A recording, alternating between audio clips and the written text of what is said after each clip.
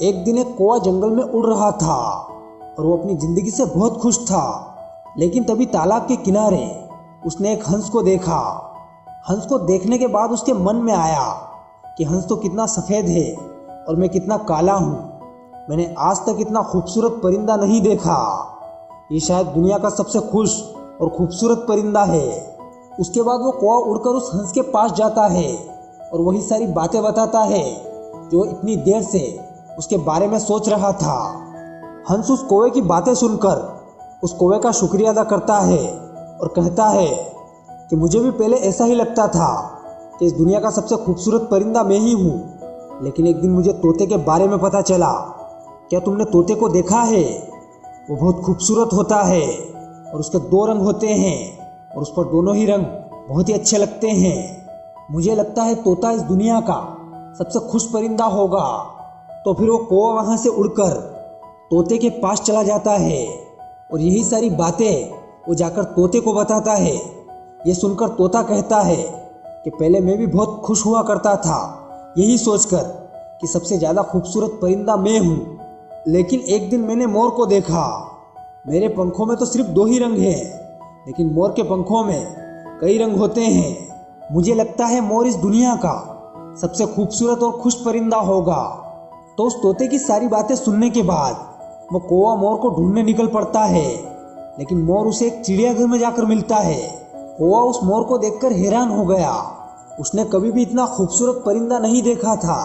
उसके पंखों में कई रंग थे और वो दिखने में बहुत ही ज़्यादा खूबसूरत था। कई लोग उसे देखने आए हुए थे और कई लोग उसके साथ फोटो खींच रहे थे। जब सारे लोग वहाँ से चले गए तो कौवा उस मोर के पास गया और उससे कहा कि मोर भाई, आप तो बहुत ही ज़्यादा खूबसूरत हो। हज़ारों लोग आपको देखने के लिए आते हैं, आपके साथ फ़ोटो खींचते हैं, ये कितनी अच्छी बात है। लेकिन जब लोग मुझे देखते हैं तो मुझे भगा देते हैं। आप तो शायद दुनिया के सबसे खुश परिंदे हो।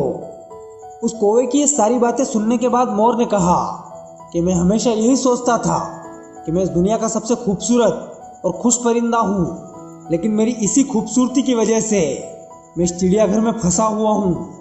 मैंने पूरा चिड़ियाघर भी अच्छे से नहीं देखा और मैंने देखा है कि सिर्फ आप ही एक ऐसे परिंदे हो जिसको किसी भी पिंजरे में नहीं रखा गया है।